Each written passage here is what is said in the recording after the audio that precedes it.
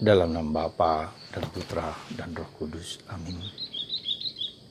Allah Bapa di surga, Engkau hadir dalam hidup kami sehari-hari.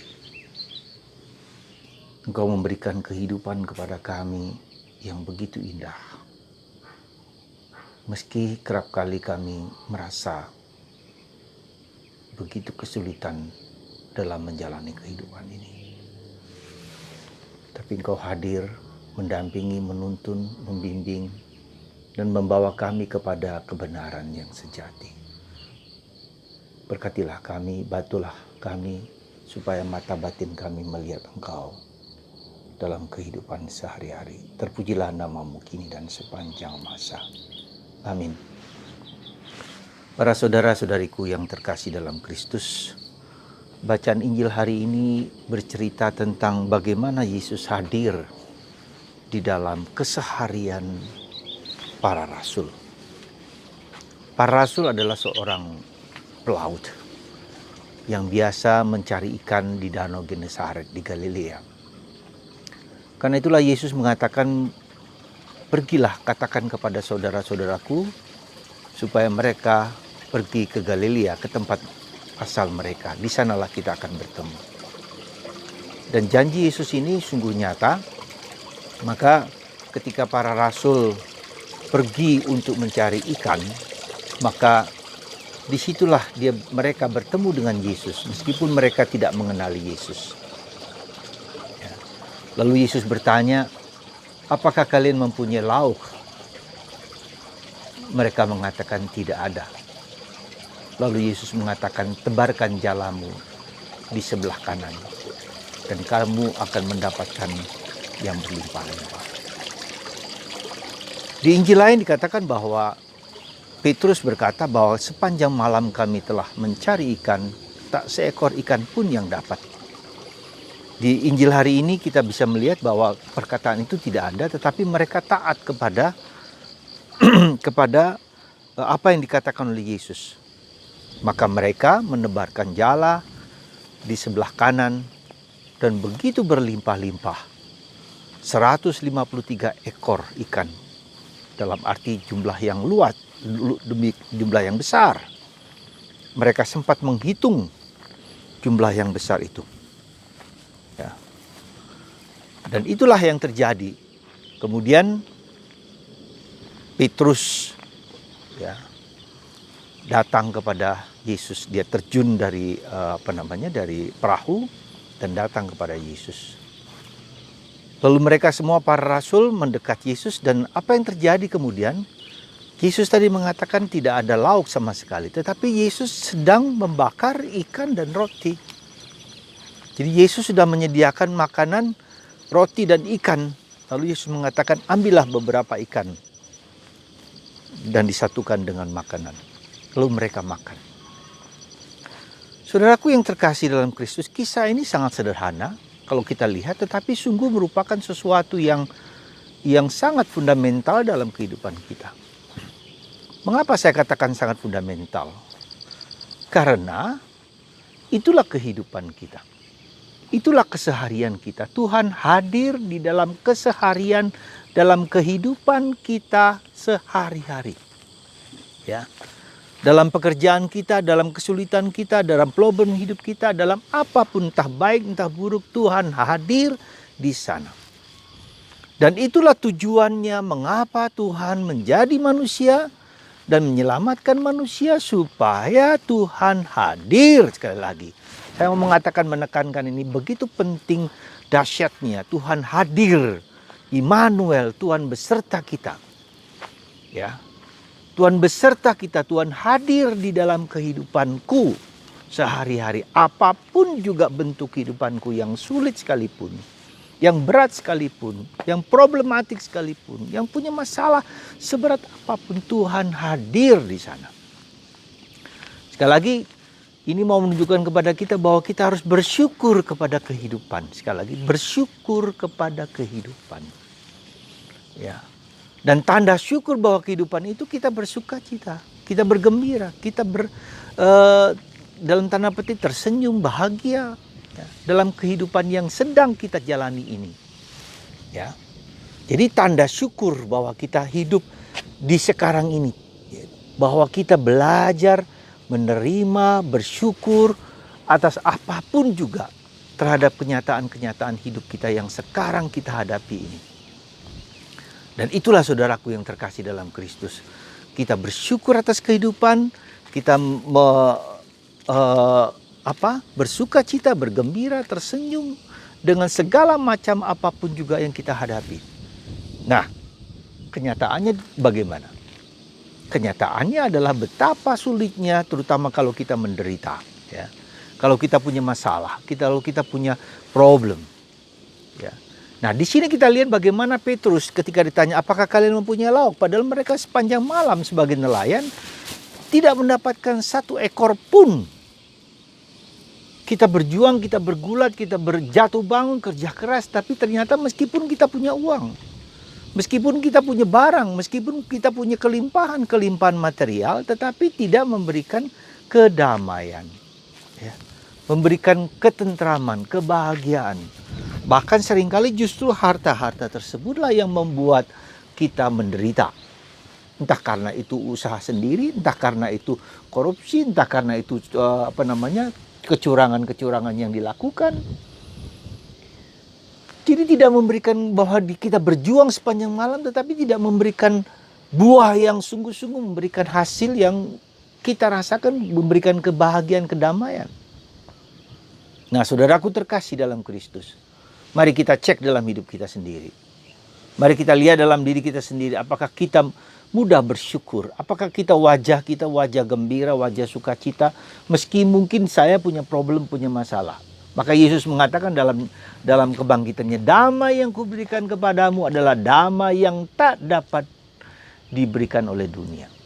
Itulah saudaraku yang terkasih yang harus kita cari, kita capai. Apakah kita mengalami damai? Meski mungkin ada problem dalam kehidupan kita. Saya selalu ingat kata-kata dari Beato Titus Brandsma yang mati di kamp tahanan Nazi, aku bahagia dalam derita. Kehadiran Tuhan tidak seperti yang pernah kualami begitu dalam ketika dia di penjara, di ruangan kecil. Ya. Tak sedemikian besarnya kehadiran Tuhan justru di dalam penderitaan. Dan dia menghibur orang-orang yang putus asa, tidak ada harapan karena sebentar lagi akan mati. Dan dia pun, Beato Titus Brandsma, mati disuntik oleh seorang suster dan suster itu diberikan suatu rosario kepada dia. Dan wanita itulah, perawat itulah yang kemudian akan memberikan kesaksian tentang Beato Titus Brandsma. Saudaraku yang terkasih dalam Kristus, sekali lagi, Paskah berarti kita bersyukur atas kehidupan ini. Ya, bersyukurlah atas kehidupan kita ini, apapun juga, yang indah, yang menarik, yang tidak menarik, yang membosankan, menjemukan. Nah, kuncinya adalah bagaimana kita menemukan dan mengajak Yesus untuk bergaul, berdialog. Bagaimana kita bisa berusaha menemukan Yesus, kehadiran Yesus dalam keseharian kita itu. Itu yang harus menjadi kunci dari perjuangan pergulatan kita. Segala aktivitas rohani kita, entah doa rosario, entah pergi ke gereja, entah apapun juga, sebetulnya pada dasarnya harus membuat kita berjumpa dengan Yesus. Ya.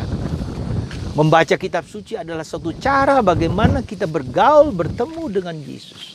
Jadi perjumpaan, pergaulan secara rohani tidak hanya cukup sebagai sesuatu ritual, sebagai liturgis biasa, tetapi suatu perjumpaan dialog personal dengan Yesus. Mengalami seperti yang dialami oleh Yesus. Ya. Nah, perjumpaan yang paling esensial, yang paling utama dalam diri orang Katolik adalah kehadiran dalam Ekaristi. Sekarang ini memang sulit lewat online yang bisa kita lakukan. Meski kita tidak menerima tubuh Kristus secara fisik, tetapi secara rohani virtual kita telah menerima ketika kita hadir dalam perayaan Ekaristi. Ya. Tuhan hadir di dalam segala sesuatu yang kita lakukan, dikatakan oleh gereja bahwa kalian telah menerima tubuh Yesus lewat sabda, lewat kehadiran Anda saja di dalam Ekaristi. Dan Anda lihat ketika Yesus tadi tidak ada lauk, tapi Yesus menyediakan lauk, roti dan ikan sedang terbakar. Dibakar oleh Yesus. Dan Yesus mengatakan, ambillah ikan-ikan itu bersatu dengan kita. Jadi sebetulnya ini mau menunjukkan kepada kita perjuangan pergulatan kita persembahkan kepada Tuhan Yesus. Kita bagikan kepada Tuhan Yesus. Artinya kita tidak hanya mendapatkan sesuatu bersedekah, membagi kepada orang lain. Ya. Apa yang kita berikan, yang kita dapatkan itu kita bagikan kepada Tuhan dengan memberikan itu kepada gereja dalam bentuk kolekte, dalam bentuk yang kebaik, apapun, kepada orang miskin, kepada siapapun juga itu merupakan suatu bentuk persembahan kita kepada Tuhan. Ya. Nah, lalu kita lihat di situ terjadi perjamuan, persekutuan dengan para rasul. Sekali lagi saudaraku terkasih, Paskah ini merupakan celebration of life, ya. Suatu perayaan kehidupan. Hidup kita sehari-hari kita syukuri.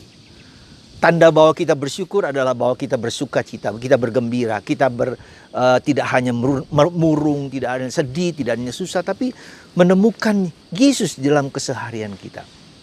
Terutama dalam penderitaan kita, dalam kesulitan kita. Dan para rasul kembali ke Galilea karena mereka kecewa. Ya, ketika Yesus wafat dan mati. Mereka bilang, mereka habis kita pulang ke rumah, kita kembali ke pekerjaan kita masing-masing. Tetapi Yesus mengatakan, kalian bukan hanya menjadi penjala ikan, sekarang menjadi penjala manusia.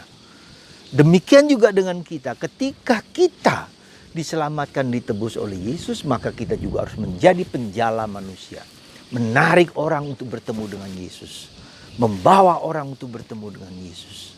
Kalau itu harus menjadi suatu tugas dan tanggung jawab, suatu misi kita. Bawalah banyak orang kepada Yesus. Entah itu suami Anda, entah itu istri Anda, entah itu orang tua Anda, entah itu anak-anak Anda. Bawalah untuk mengenal Yesus yang hidup. Sekali lagi, Tuhan kita adalah Tuhan yang hidup, bukan Tuhan yang mati. Semoga Anda semua, kita semua diberkati Tuhan, diberikan rahmat berlimpah untuk merayakan kehidupan ini dengan penuh syukur, dengan penuh sukacita. Karena kita telah menemukan Yesus dalam hidup kita sehari-hari. Dalam salib-salib kita sehari-hari. Ya. Jangan pernah menyesal terhadap kehidupan. Apapun juga yang sudah Anda lakukan, jangan melihat ke belakang. Lihatlah ke depan, lihatlah sekarang ini. Ya, kalau Anda selalu melihat ke belakang, melihat masa lalu, melihat kesalahan-kesalahan yang telah Anda buat, sudah selesai. Tuhan sudah mengampuni, sudah membebaskan kita. Jadi sekali lagi, lihatlah hari ini ke depan. Jalani hari ini. Dan Tuhan bisa memulihkan masa lalu kita yang pahit, yang getir, yang sulit, yang perih itu menjadi suatu tanda kemenangan. Coba perhatikan ketika Yusuf, dengan 11 saudaranya. Mereka hancur lebur karena iri hati di antara mereka. Tetapi berkat Tuhan memulihkan keluarga Yakub ini, anak-anak Yakub bersatu kembali menjadi ke-12 suku Israel dan ke-12 rasul. Demikian juga dengan Yudas yang telah menghancurkan para rasul dan semua di antara mereka. Tetapi dipulihkan oleh Yesus berkat kesetiaan mereka kepada Yesus. Sekali lagi, kehidupan Anda bisa dipulihkan. Lihatlah Maria Magdalena. Ya, dihancurkan oleh kuasa kegelapan, 7 kuasa setan. Tapi Tuhan mengubah, memperbaiki, melepaskan semua dan memperbaharui hidup kita. Hidup kita juga perlu diperbaharui. Hidupku sendiri, pribadiku sendiri, keluargaku, siapapun juga, asal kita mau bersujud dan belajar dari Yesus. Dan tentu saja dengan kesetiaan, ketekunan, dan kesabaran. Self-determination and extra patient and gentle dengan diri sendiri. Sabar dan lembut terhadap diri sendiri. Kunci dalam menghayati kehidupan ini. Semoga Tuhan memberkati Anda, melimpahkan rahmat berkat kasih yang melimpah dalam nama Bapa dan Putra dan Roh Kudus. Amin.